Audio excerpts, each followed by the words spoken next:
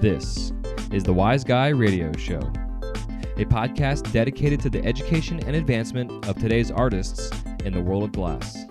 My goal is to share an understanding of simple business principles and relationship development that you, the artist, can implement now.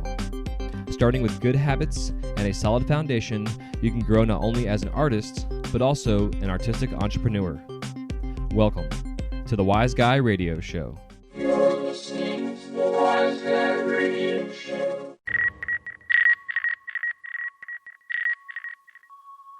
This episode of the Wise Guy Radio Show is brought to you by Mountain Glass Arts. For the month of October 2016, Mountain Glass is offering their Boros sale, shot, rod, and tube at 35% off. Just enter the code SHOT at checkout. That's SCHOTT at checkout. And for all you soft glass nerds, they're offering their COE 104 sale, jewelry making essentials, 25% off. Just put in the code JEWELRY, that's JEWELRY at checkout for 25% off. And for all your questions, comments, or concerns, just go to mountainglass.com. That's mountainglass.com. This episode is also brought to us by Glass Roots. Now entering its 8th year, Glass Roots is designed for artists and distributors who wish to do wholesale business with shops and galleries. Located at the Monona Terrace Convention Center in Madison, Wisconsin, Glass Roots showcases the works of over 40 vendors consisting of raw material suppliers, functional and non-functional art, and charitable glass organizations. To stay up to date with Glass Roots, just go to glassrootsartshow.com. That's glassrootsartshow.com. Hey, yo, what do you know? It's the Wise Guy Radio Show, episode number 130. This is Jay Michael, your host. Thank you so much for tuning in today. How you doing? Yeah, it's fucking stupid, but whatever. How are ya? Thanks for tuning in today. Today, we're going to get into part 5 of our 5-part series on selling and pricing your work. And as we gear up for the holidays, part 5 is all about selling your work, thinking outside the box when creating unique holiday products, as well as how to go about professionally selling your glass to your retailers. There's a lot of topics and discussion going on here and little details. All the notes will be in the show notes as always, as well as this will be on wiseguymedia.com/130. And you can go there and download a PDF, which will have all this information there, as well as a checklist of things you should do and think about while you go through the process of selling your work. I'm going to be discussing getting into platforms, social media feeds, prepping up your work, getting ready for the holidays, through promotional hype, and overall just having fun, because as much as the holidays can suck due to the chaos that ensues due to all the work we get done, all the holiday parties, as well as family time, and also trying to find a moment to sleep, it can be rather difficult to really sit back and appreciate what it is that we have this opportunity to go through during the holidays. Instead of having to work a 9 to 5 and be stuck in a cubicle, we have the opportunity to stay in our studios and create one-of-a-kind works of art that we can then sell to our loyal tribes, as well as get our work out to those out there who are not in our communities that do not necessarily buy functional work. For those that are listening to this that are pipe makers, if you're in a hot shop or a bead maker, then you do know that there are thousands, if not millions, of people out there that are willing to spend their money with you for your unique items of art. Just the fact that there is a sea of people out there that are selling during this time of year, along with all the retailers, department stores, etc., including the big one, Amazon. And I'm actually going to be getting into an episode, I'm going to be bringing a guest on talking about selling on Amazon, because Amazon is definitely a platform that you could sell. But it's not as easy to get on as, say, Etsy or Bigcartel or a Shopify that you would create on your own, as well as selling through your own websites, which with WordPress nowadays and plugins like a WooCommerce makes it even easier to establish a home and foundation for yourself for you to sell your work. But if you don't have a website, the Etsys and the Bigcartels are great options, as they are already designed and built and established and have a following, as well as have access for you to be able to sell by taking credit cards and PayPal and etc., as well as save you time from having to build a site. But in the long run, I do recommend that you do have a home base like a website. So that's for another episode. But today we're going to be getting into the holiday talk. Before I do get into this, though, I wanted to cover one quick topic of interest that I experienced recently. Those that know I live in Florida, and this is guess could be an evergreen topic per se. We had Hurricane Matthew blow through, I guess 2 weeks ago now it's been. Was it Matthew or Michael? It was Matthew, yeah. Anyways, so it was a near-miss hurricane, Category 4, that could have wiped out the east coast of Florida, where I have a lot of friends and glass artists that live out there. Yourself listening to this might live out there yourself. And as you know, whoever lived out there was very lucky. Really, all of us in Florida were really lucky that there was minimal damage done, even though there were deaths across our state into Georgia and to the Carolinas, which is tragic. But that being said, it made me think about the idea as an artist and a glass artist. We need to have an emergency preparedness kind of setup system for ourselves so that if you do have some kind of shitstorm coming through, whether it's a blizzard or some kind of crazy thing going down, you have the ability to pack up your shit safely and quickly and get the hell out. One thing I would recommend is that you create a checklist of all your items and inventory that you have, as well as take a video of it and keep that video somewhere in like a Dropbox file or somewhere that you can have proof that you have all these items, so that if you have an insurance claim of some sort, you have record and proof. Because receipts can get lost, etc. And if you have video, I'd go through your entire house and record everything that you have, honestly. But the reality is right now we're discussing our studios. And so to go through and take pictures and video of all this stuff you have, all your equipment is imperative. And then keep all your receipts also on file. And then at that point, make sure you create a box, a Tucker tote, some kind of large container that you can put all your shit into, that on top of this container, your lid that you would have, you can have a checklist that you tape to it, and you just go through and check all your stuff off. By creating the video, you can go through and watch your video or just look at your stuff and make a list of everything you have, and then check it all off and just make sure everything's put away and packed, and then that way you can just pick it up and go. Now we know that oxygen concentration systems, liquid oxygen tanks, the bigger tanks, that kind of stuff isn't going to be transportable, but the foundation of your business, of your life, of your security for your financial situation is your torch, your raw glass, your materials, etc., that you can just throw into a large box. So just something to think about. I'm going to be creating one myself, even though hurricane season for us here in Florida is only another month and a half until it ends. But still, be prepared for next year, and as well as for those that live in the snow. Again, if you have a bad blizzard that's coming, some kind of crazy nor'easter. The folks out in the West Coast right now are dealing with typhoons and cyclones and all kind of crazy stuff.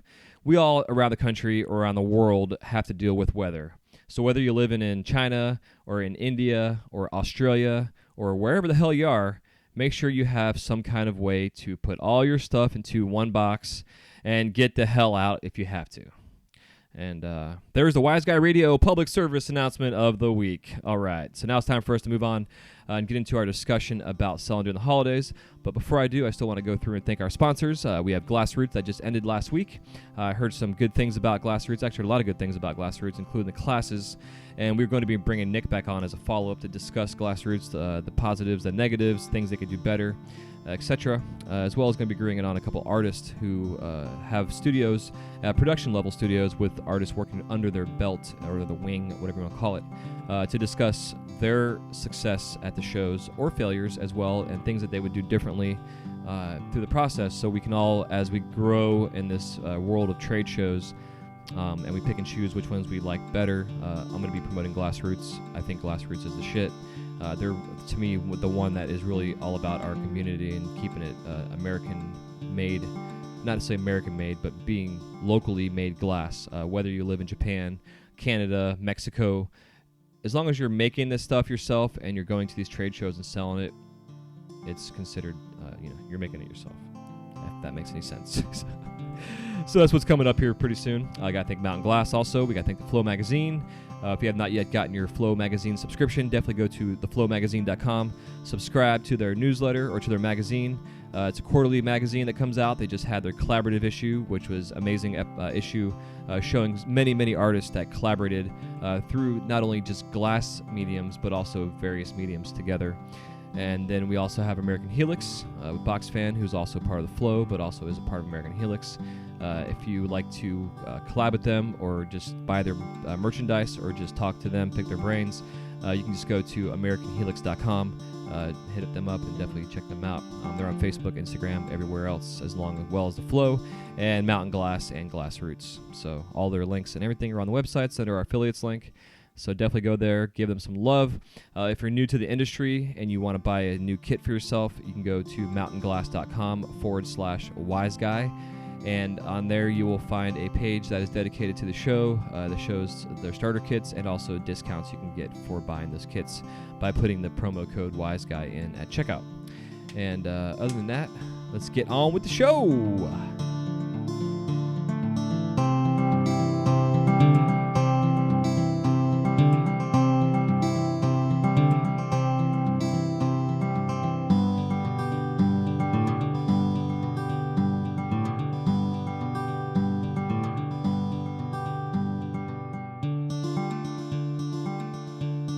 Alright, thanks for hanging out and tuning in. I'm going to take a quick sip of coffee.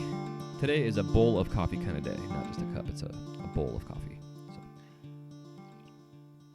So today we're going to be discussing all about selling our work during the holidays, and there's a lot of different areas to cover in this topic, between selling yourself as a retailer yourself, or also selling to retailers on a wholesale level, or as we've talked about also selling to distributors, because again, distributors are going to be really busy this time of year, not only selling before the holidays, but also restocking the shelves after the holidays. And these are all the things that you got to think about when it comes to selling your work. Now, if you're a functional glass artist in the pipe community, especially in this area, it's important to think about your retailers, what they have of your items now. You should contact them, say, hey, what the hell do you have in mind? Make a list of inventory that they have of yours to make sure that you either need to stock them up on more of that item or also not necessarily bring them that same item and bring them new stuff. And then when the holidays are over, make sure you hit them up and say, hey, what do you have left? What do you need? Let me bring some stuff to you. It's kind of some preparedness kind of things, and we'll get into more details as we talk about this. So we have a lot of variations and ways of going about selling our work, which we're going to be discussing, retailing yourself or also wholesaling or wholesaling to a distributor. Now, to start with, we're going to get into the conversation of selling to a distributor. In part one of our series here, we talked about selling to distributors, how to calculate baseline costs, etc., to make sure you're not shooting yourself in the foot and underpricing or overpricing your work. And just think about if you have a distributor, now is the time to talk to them about what it is that they have of your stock. Most distributors, in a sense, are good about communicating to you or to their artists about their inventory and what they need. Especially the amount of trade shows that are going on and the distributors that are going to the trade shows and promoting work and selling work, and also the amount of new accounts that they're getting. So just make sure you touch base with your distributors now. That way you can make sure that you have enough materials and stock to manufacture your product to stock them back up, as well as to make sure, again, after the holidays are over or even just slightly before they are ending. Typically the holiday season runs from basically... in my world, in Florida especially, it runs from October all the way through May, which is kind of crazy, but that's how our seasons here kind of work. The holiday seasons typically are November through January. Now, people for the holidays typically get gift cards that they want to use. Some folks like to say through May because of taxes and tax returns. One of the things that we talk about here in Florida, especially as the hospitality industries and the restaurants, etc. But really think about the sales, people buying things, typically for the holidays, runs from November through the end of January. So again, think about your distributor. If you have a distributor, if you sell on that level, to contact them, find out what they have. If maybe you have a new item that may be seasonal for the holidays, like a Christmas stocking hat, something simple and silly that you might want to throw out there. If you do dreidels, people like to buy those things. Just things you can think about that are holiday-related items. Now is the time to make samples, get them to your distributors, and get the manufacturing process going so that way before Black Friday gets here, they have a shit ton of your work ready to go. Now, when you get into the retailers, the same thing applies to them as well. You need to contact all your stores ahead of time. Make sure that you understand that they have, or make sure you know what they have of your inventory, and make sure that they understand, too, that you're calling them in a relationship sense, not only just to touch base, but also just to make sure that you understand that they have needs. Make sure you give them a good week notice if you're going to be stopping in. Say, hey, I spoke with you last week, which could be 2 weeks ahead or a month ahead. Here's what I have. What do you need, potentially? And in that week ahead of time, you can maybe fulfill their needs with items that you don't necessarily always make, but that they do have a need for. And then you can go walk in there with a $1,000 case of glass or a $500 case of glass. You can manufacture $5,000 worth of shit and go hit 10 shops. You know what I'm saying? Like, there's different ways of going about this. Depending on what your relationship level is with these stores, how many retailers you have, and your outlets and the amount of items you also create. Now, if you're new at this and you're only, say, making hand pipes right now, that's fine. Hand pipes make great items for stocking stuffers. One thing you can put together for these retailers is a stocking stuffer type of kit or setup. And this is also something that I did too, and this is from experience from myself personally working in the retail. I ran a smoke shop for 3 years, and every holiday we would put a small little tree up, and then we would make stockings. And the stockings would come with a little hand pipe. It would come with a pack of rolling papers. It would come with pipe cleaners. It would come with, what else? And a lighter, I guess, also. And just kind of a side note, something that is a really good, cheap way for you to promote yourself is having a lighter manufactured.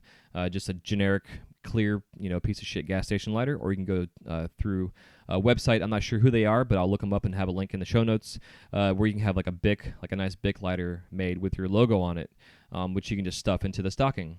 Just things to kind of think about. Also, you can, if you want to really spend some money on this, you can actually have your brand silk screened onto the stocking. Just some different things. Make sure if you have stickers made, get your stickers made now. If you don't have any stickers in stock, get them made. Stickers are a great way to promote yourself. Typically, stickers you give away for free. I wouldn't recommend selling your stickers. You could put them on your website or on an outlet to sell them, say for like $2, $3. But in reality, stickers are good promotional things. So think about selling to your retailers a stocking stuffer type of kit. The stocking, again, you can buy a small stocking the size of your hand. They're like 50 cents, maybe a quarter. And then make items that will fit in there, whether it's a chillum, a spoon, whatever, and put it together a small kit, and then wholesale it to these retailers for like $10. Sell it in bulk and sell them cheap. Make 50 of them, make 20 of them, whatever you got to do. But just some different things you could think about that they can then, if they have a small tree in their store, they can hang up on their trees. You can also go as far as actually buy a display for yourself that would then go into your retailer stores. You can go to local craft art stores. You can go to thrift stores. A lot of places you can go to that have like a metal-looking tree type of display that you can hang your stuff on. You can make a little sign for it, etc. I mean, there's a lot of ways, and I'm just kind of like brainstorming here with you as I go through this process to give you some different ways of thinking about going about selling your work. Just don't think in this little box of just, I'm going to sell my pipes. Think about selling kits. Think about selling fun items that not only you would want to buy, but that you think that these customers are going to want to purchase from the retailers that you're going to be selling these to, if that makes any sense.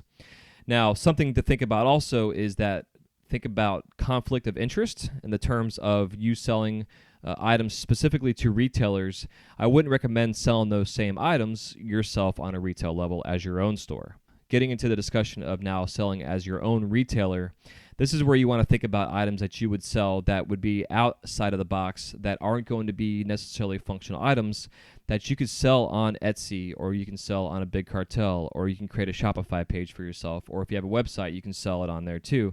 These are also items you can sell to any age, to anybody out there in the world, because our community, sure, there's millions of people in this community, in the industry, that support the functional glass scene, but outside of that, there is fucking billions of people worldwide that are going to buy items for the holidays that are not pipe related. Think about things that you can make that will be up year round. Think about things that are holiday related. You can make reindeer, snowmen, icicles, etc. Icicles are one item that are really cheap and quick to make. I should actually do a little demo video, which I think I'll do, on how to make icicles, just because you could sell 5-packs or 10-packs of these things for like $50. People buy them, whatever. Just some things to think about. But getting into now into retailing it yourself, it's imperative to understand the platforms you're using. Myself personally, last year was the first year I used Etsy as an actual consistent basis for selling for the holidays, and it was new. It took a long time. I mean, I spent probably 2 days of taking pictures, creating posts. One thing I recommend you do is go through and create, if you have like an Evernote or some kind of note taking tool on your phone, create just kind of a copy and paste basic simple thing, a description about yourself, about the products, etc., that you can copy and paste into the little parts of the description areas that they recommend. Now, Etsy's set up nowadays to where it remembers your tags, which makes it a lot easier to go through, but you still got to go through and add all the tags and stuff. I mean, it'll take you hours. So think about what you're making and think about how many posts you have to put up. One thing I recommend doing is that you manufacture, say you have 10 items and you make 10 of each. You can literally put on there what you have available. If you have 10 available, you can also choose certain colors. You can use a basic color palette, red, green, blue, yellow, etc., and put those on there as, okay, you have 5 items of the same one available, but there's one in blue, one in green, one in red, one in yellow, one in purple, etc. Think about ways of doing that. If you have a specific item that you're known for, like myself personally, I have my little owls, my little wise guys I make. Last year was the first year I did, as a sale, I did a limited edition ornament. I'm going to be doing another limited edition ornament. It's going to be the 2016 version. And if you do that as well every year, you can create a bit of a hype and also a following for your work for the collectors that are going to want to purchase your items every year. And the more that you buy, the more that they're going to make, and the more you do it, the more they're going to buy, and then they tell their friends and etc. And next thing you know, you have this huge following of people every year that are looking at buying your work. For instance, there's a company up in Kentucky that makes ornaments for Kentucky bourbon, and every year they do a limited edition ornament. My aunt actually sent me an article on this, and what they were shown was that this particular year, they wanted to make an ornament that had ice cubes inside of it, that looked like it had whiskey inside of it, and also the top was covered in a wax, as if it was like a bottle. And they had to go through experimenting and figuring out what type of liquid they could put inside there to mimic whiskey, because of course if it was alcohol over a period of time it would ferment and then you would have a bomb, it would explode. As well as also the cubes inside there, they can't be obviously ice, kind of duh. But things to think about. And it was this cute little small, probably like maybe tennis ball size ornament. It had the name of the company sandblasted on it, etc. And a third-party company, glass company in Kentucky, manufactured this item for them. So just some kind of fun things to think about. Again, if you have a niche, if you have a thing that you make that your special item for this time of year, and make a bunch of them. You can also think about, too, when it comes to the sales. Now we have Black Friday, and we have Cyber Monday. Now, the Black Friday sale, and you also have, it's like Local Tuesday. I think that's what the day of the week it is. I didn't look it up yet. But the idea is that Black Friday typically is for the brick-and-mortar stores, retailer-wise. But you can treat your online studio or stores like a brick-and-mortar and do a specific Black Friday sale. If you manufacture an item, if you make 20 of them, say this day only, you can get this item for 20% off. Or you can get 2 for $25 or whatever, but just have a sale that's exclusive for Black Friday. Through Etsy and the different platforms out there, you can actually create a coupon code that is good for those specific days and then put on your little thing which coupon code is, and you can promote it through your Etsy, through your Facebook, through your Instagram pages, and make sure you're promoting them. Make sure you promote them weeks in advance. If you know what you're going to be making, you know what you're going to be pricing it at, you know what you're going to be selling the discount for, etc. Promote that shit way in advance, but promote it every day. It doesn't have to be every hour, but at least once a day, put a little flyer up. If you have 10 items, then alternate them. Just take a picture of one thing. You can take a group shot of all the items, maybe make that one post, etc. But the idea is to promote these items throughout the process so that when Black Friday comes, people at midnight, when that coupon code is good, are waiting to go on your Etsy or your Bigcartel or whatever the hell you have to sell your work on, and they're going to buy your glass. And then on Saturday, when Black Friday is over, your coupon code is no longer good. Now, what this does is it creates people, it gives them the mindset that this item has got to be bought today. It's the idea of supply and demand. There's another term for it. I'm having a kind of a lapse of a brain fart, and I'm sure maybe y'all are screaming it to me right now. But it's just like a necessity thing that I have it written down here. Where the hell is that? It creates a scarcity mindset is the term. And basically what it means is that if you can't get it today, then you're never going to be able to get it again. Now, obviously, you can continue to buy it until you're sold out. But on the Friday that you have this discount, it drives home the idea that you need to buy this today at this discount. Otherwise, tomorrow it's going to be going up extremely high in price. Now, Cyber Monday is the same way. Now, what I did last year was I used Etsy as my platform to carry the work on after Cyber Monday, but I didn't post it up there until the Tuesday after Cyber Monday. I made my Cyber Monday sale exclusively through my Instagram page, and it was an Instagram-only discounted sale, and I promoted that about 3 or 4 days in advance last year. This year, I'm going to be doing it way more. But I created a little picture using a simple little app like PixArt or something on my phone of what it was I was going to make. And for my Cyber Monday sale, I basically made 2 items, and the 2 items were being sold together. They weren't individually being sold, they were sold together.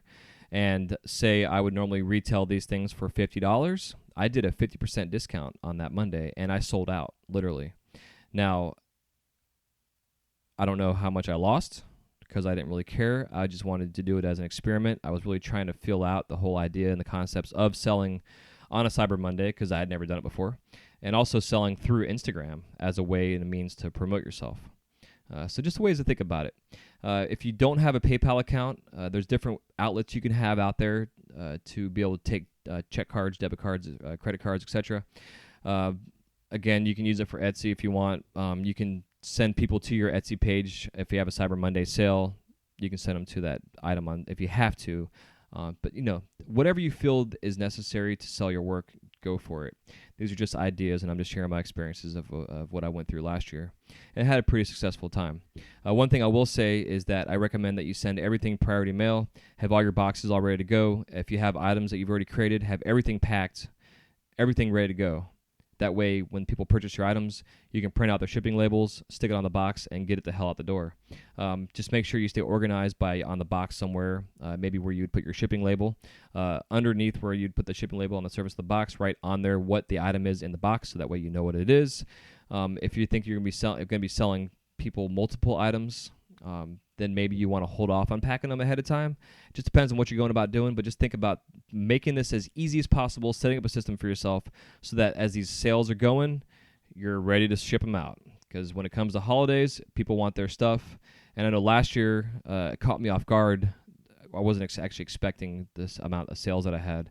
And I didn't make $100 million or didn't get rich off of it, but I still had pretty successful sales in terms of the number of sales I had. And I was not prepared for it, and therefore I lacked on getting stuff shipped out in a manner that I wanted to. People still got their items before Christmas, before Hanukkah started, etc. But I still should have had everything prepared and ready to go so that as soon as that order was purchased, that thing was packed and out the door and gone. Especially the time of year, we all know the post office lines can get long. If you are shipping priority, depending if you have a house or not, I'm not sure how it works in apartments and condos, but the post office can come to you and pick your stuff up, which typically is how I go about doing it, because there's times where I'm a lazy asshole and don't want to drive to the post office. So just kind of some things to think about. Be prepared. Make a system for yourself. Make a checklist. Brainstorm. Do some research online. Go through Etsy. Go through all the different social platforms, and just see what trends are. See what's happening. Pinterest is a great outlet. I don't know a damn thing about Pinterest. My wife's been on there for probably, I guess when it first started, she's got like 45,000 or some crazy followers on there. And I needed her to show me how. I have a Pinterest page, but I just have never really used it, and I have to learn how to use it. From what I understand, though, Pinterest is a great way for you to promote your work, especially if you have a website or an Etsy or an online platform selling place that you do sell your work through. You can go through and promote your work through that as well, through Pinterest. And I'm sure you listening, if you know how to use Pinterest, take advantage of it. You can put your sales up there, have a link to your website. It'll take people that click your picture, it'll take them to your website or to your link or whatever it was that you sell your work on. Just the basic, I guess, kind of sum all this up is to set up a system to make it as easy as possible for you to be successful during the holidays. To back up to our distributors, contact your distributors in advance. If you have a distributor, find out what they need. Find out if you have new items you can make for them, samples, take pictures if you need to send it to them, etc. If they need a physical sample, get it made and it's out the door now. Be prepared for that. Make sure you have all your supplies and materials, etc. Get ready to sell, and then get that shit made and out the door before the holidays happen. If you're selling to your retailers, make sure you're in touch with them. You build these relationships. You continue to, if they already are built, that you continue to nurture them, because the retailers are there for you as you are there for them. And make sure, again, you call them in advance. Make sure that they are aware that you will be stopping by potentially in a week with said items that you let them know you have. Also, make sure you contact them and ask them what they need. If they have things of yours already in stock and they say they don't need any of your stuff right now, before they hang up the phone, ask them, is there anything else that you could use? Whatever it is, put your ego aside, put your pride aside. If you need to make one-hitters, depends on what where you are in your world and at the time of making this stuff. Just some things to think about. But be prepared. Again, it's all about creating a system and being up to date with yourself and understanding what it is that you need to do and being prepared. Third one is as your own retailer. If you don't have an Etsy, you don't have an online platform, get yourself on there now, create a link to it, learn how to use it, research. If you have a Pinterest account, use your Pinterest for promoting your stuff, use your Instagrams, etc. for promoting your work. If you have like 5 items you want to sell on a retail level through the holidays, promote one a day, every day, do group shots, whatever you got to do to create hype and people interest in your work. Also think about things outside the box that people can have in their house year-round, fan poles, etc., things that could be used in a utilitarian type of manner, whether it's a wine stopper, some things like that. You could sell your carb caps and some accessories like that, dabbers and whatever. Like I did candy cane dabbers I sold on Etsy last year. And they're also candy cane ornaments, which I sold them as, but it had a point on it that could be used for a dabber. So just think about that. But again, it's all about setting up a checklist, being prepared, and creating a system so that as your orders come in, you can pack them up and get them the hell out and onto your customers who purchase these things because they need them for the holidays. If it's for gifts for the holidays, typically Black Friday, Cyber Monday, local Glass Tuesday are there. If you do have local craft markets, if there's ways you can get into those craft shows now, get into them now. If you have a body of work that some places ask for portfolios, I did a whole episode on selling to trade shows, which I will link up in the show notes. I don't know the number off the top of my head, but I'll have that link in the show notes for that.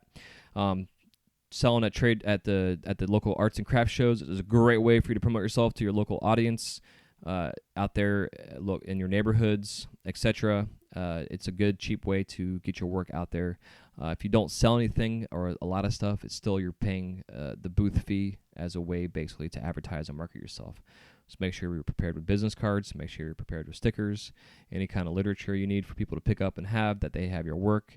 Have an address book that people can put their names and emails into there. Emails are still important as much as social media and all the different ways of messaging us goes about. Emails are still crucial for business. And other than that, again, I guess the whole summary of all this is be prepared. Be thinking outside the box, set up systems, and be prepared. Thank you for tuning in our Part 5 series of Selling Your Work. These will all be put together into a large one file here pretty soon that will be accessible for you to download as one giant episode of recordings and PDFs, etc. And basically like a little workbook on how to successfully sell your work and how to create it, etc. So until next time, thank you so much for tuning in today to episode 130 on thinking outside the box when it comes to creating unique holiday products and selling your work to distributors, retailers, and your own retail space.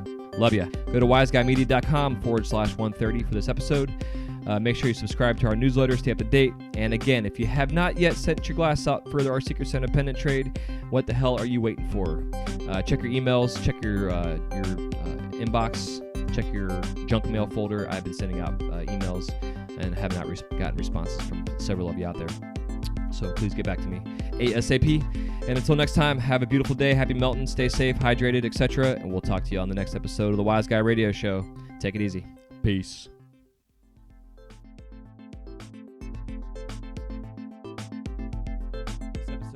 Radio show is brought to you by The Flow magazine. Since its inception, the focus of The Flow has been to provide a bond among members of the lampworking community.